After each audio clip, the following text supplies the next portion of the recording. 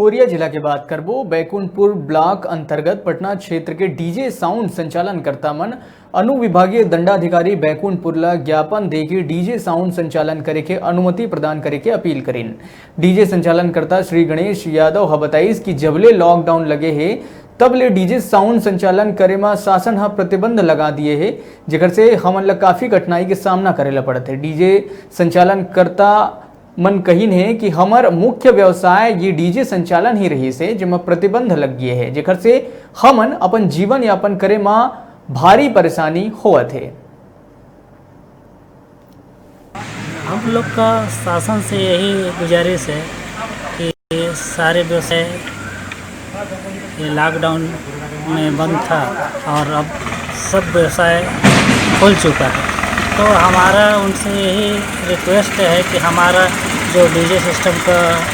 जो है उनको भी चालू करना चाहिए। क्या है कि हम गरीब तबके के लोग हैं और हम शासन के से बैंक से लोन लेकर अपना परिवार का अपना जीवन यापन कर रहे हैं और इससे मतलब कि डीजे बिना साउंड सिस्टम का